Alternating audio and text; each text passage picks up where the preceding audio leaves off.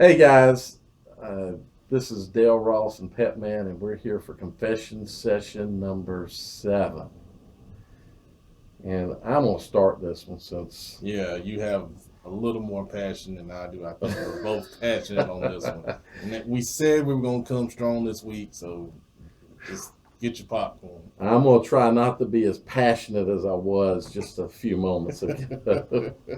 But I want to rail on fans and fair weather fans. I sent out a tweet Friday night about how I hate fair weather fans, and the thing that triggered me on that is we're sitting in a ball game that some people could argue whether it was entertaining because it was really a lot of running and not a lot of passing and everything. But anyway, the game was in the fourth quarter, around about 5 minutes left, and it's Mallard Creek Vance game. Mallard Creek's up by one score. They've got the ball. They've had the ball the entire quarter. And somebody tapped my shoulder actually and said, "Look at that." And I turned around and looked, and there are fans just rolling out of the stadium. Now, first of all, you guys didn't show up on either the Mallard Creek side or the Vance side. You filled up like maybe half the stadium, which is ridiculous for a rival game like this. But game that big, man, that should be a sellout. Exactly. But here you are. You're one score down. There's still plenty of time left, and you're rolling out of the stadium. I could not believe that. So what did you miss? You missed your team taking it into overtime with 3 seconds left in the ball game, and you deserve to miss it. And I wish they had actually won, so you would have been there to see it. That's right. That's what you deserve to get. That's exactly what you deserve. That is just so wrong, and not showing up.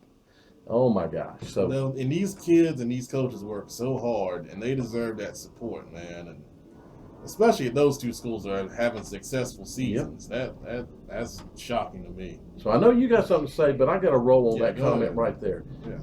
So the kids work real hard. You know what else really gets my goat? And that's to go to a game. And the Garinger game's a perfect example. When I see more players on the field than I do people in the stands. Now that tells me that parents aren't going out to see their kids play. Yeah. Unless you're a parent that's got like 30, 40 kids, and you're a Guinness's Book of World Records if you have that many at one time, because they all got to be within 3 years of each other. You suck. I hope one of you watch this. I hope one of you's watching this, because you suck for not showing up to see your children play. How can you do that? How can you not want to see your kids out there trying to do something good? I agree. All the bad things we got going on in this world, you got these kids that are doing good things, being good stewards in the community, and selling out for their school, and they don't have that support consistently. Exactly. That's a shame. I could go for miles on that, because the last season at Harding, we had that same issue. Right. But I'll tell you, I had the same situation, Catholic South Mech. Not the Catholic fans, because I'm not biased. No, you aren't. No. South Mech fans. You're down 10-7, fourth quarter. Catholics lined up to punt. There's a little over a minute left in the game. You're down 3 points. You got a great kicker. He can kick it from 50 yards. Tie the game going to overtime. So Brandon taps me on the shoulder. Says, turn around. I turn around. I see South Mech fans streaming from the game going home. I said, man, where are you going? This is a great rival game. It's been a great game all night long. Anything can happen in high school football. Anything can happen. Well, you know how it is on Park Road, man. You don't get out of there, you might get in trouble. Oh, heaven forbid we sit in traffic for 10 minutes. Oh, we can't have that. No. My goodness. I mean, I understand pro sports. I mean, yeah, 70,000 people at the Panthers game, 20,000 at the Hornets game. Okay, I see that. But we're talking about kids, man. Kids who give their time all week long to prepare and put on the show Friday night. So it's not right. So what kind of message did you send to your players that you were there to support, that you're walking out on them with a little over a minute left? What kind of message? They're getting ready to get the ball. What kind of message did you send to them? Did you help their psyche any? No. No, I was real shocked to see that, man. I was real shocked. All right, I'll tell you. And there's other things. And here's my other point on fans. yeah, go ahead. And I was passionate about this off camera. The ones that sit there and yell all game at the coaching staffs. Yeah. Now, as being a coach for 14 years, I tell you, you learn how to tune it out as a coach. But it's just stupid. Unless you know what you're talking about, which 90% of fans don't know what they're talking about, sit there and enjoy the game. Support your kid. I'll tell you, at Harding, there was a soccer coach, a women's soccer coach. Anyone that went to a women's soccer game, he had a rule. You had to say positive and support the kids on the field. If you said anything else, he would kick you out of the stadium. There you go. I think that was the best thing that a coach has ever done dealing with fans. That was awesome. Because at those games, there was always positive support. Mm-hmm. You never heard anything crazy because they were there to support the young women playing soccer. So think about that, man. Think about the things that you say in the stadium, and in the heat of the moment, you get passionate, and I hear all kind of crazy stuff now. When I was coaching, I didn't hear it, but I heard kids coming to me talking about it, other parents coming to me talking about it, and I would laugh it off because it would just be the most craziest things. Okay, so this is going to go a little bit longer today, but I got to say something first about that. There's a reason I never sit in the stands anymore, and that's the exact reason. When my sons played, I'd sit up in these stands, and as I was telling you, you know, I think I know football fairly well, and I can learn tendencies, but as I watch a game and I haven't seen the other team play before, it takes me a good quarter and a half to almost a half to figure out what the other team might do in a situation, because you got to see them do things and understand what they're capable of. What I never understood was how somebody who hadn't seen the other team play at all, they've seen no game film, they've seen nothing, and they're sitting up there questioning from the get-go, well, I knew they were going to do that. Coach, run the ball. Coach, run the ball. Why ain't you passing the ball? Exactly. Block. Okay, that's real supportive. That is real supportive. And, you know, it could just, parents need to understand that what you tell your kids, and I know because I've been in, you know, we did the little things at Olympic, that I organized some booster things after the game. We went to places like Red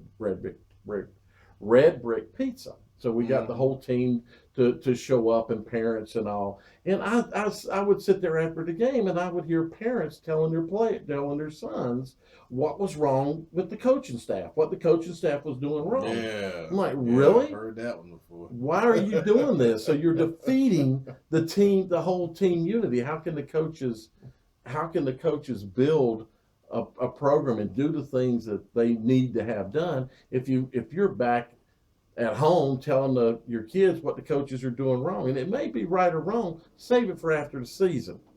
If you really think it's wrong and you know what you're talking about, save it. Don't destroy the team at that point. I think parents destroy teams more than anything. Yeah, and I tell you, here's a funny story about fans. We're at Harding one year. We're sitting there in a close game, going back and forth. I can't remember who we were playing. But we're coming back from halftime, and I get one of our manager kids hands me a piece of paper. So I said, "What is this?" And he pointed up in the stands. He's like, "This guy asked me to give this to you." So I'm like, "I don't know. Is this somebody I know or what?" So I'm looking at it, and it's a play he drew up during halftime and said to run this play and it'll work for a touchdown. Now, there are several things wrong with this picture here, but my point is, fans, enjoy the game, enjoy the experience, support your kids, support your team, be positive. Yeah. You know, all this other stuff is just crazy, man, and then it makes you look stupid on top of that. So I'm going to say one more thing. This is a true thing that happened. Back in about 2007, 2008, I forget the exact year now, we used to have a whole lot of Mooresville posters on the site. And one of the players sent me a private message and asked me, was it right that parents stood at the fence as they left the stadium and called them names? And I asked him, what are they calling you? So he told me all this stuff, and it upset me so much. I made a point to go to Mooresville that week and watch Mooresville play and see what was going on, because the kids said that it was happening everywhere. And sure enough, there were a set of parents, probably 5 to 10 parents, that stood there at the edge of the fence as the kids were walking out and yelled all kinds of things at them. So, of course, being me, the person that I am, I went over and said something to them. Now, I kept a little bit of distance from it because I figured if they were going to come back at me, I'm a little hot-headed. I might have gone on. You don't talk to kids like that. You don't talk to kids like that. I totally agree. Yeah, totally agree. I mean, we get so caught up in sports. You got to remember, these are kids. 16, 15-year-old kids, man. They're not professionals. They do this because they want to. They're not paid to be out there. It's a volunteer thing. Exactly. They're doing the best they can of trying to execute what a coach wants them to do. And how can you talk about kids of your own team? I don't, I hear parents yell stupid things at players of the opposing team. That's a lot of fun sometimes to just listen to the kind of stuff that they say down, and you're sitting there thinking, you're a 45-year-old man probably, and that's a 16-year-old kid, and you're telling him how he sucks, he can't cover, he can't walk and chew gum. Of course, they're actually saying things worse than that. I'm being kind. I've heard it this season. I don't know how you can do that, but to talk that way to your own kids of your own team just really, you're not a fan. You don't understand what the word fan means. Well, you are fanatical, but not in the good way. Exactly. I don't know. We could rail on for hours. Yeah, well, but in the interest enough. of time, we're going to stop right there. There might be a part 2, just to get more off our chest. Oh gosh, yeah, because there's a whole lot sitting here. And this is a big chest. Okay, thanks for watching.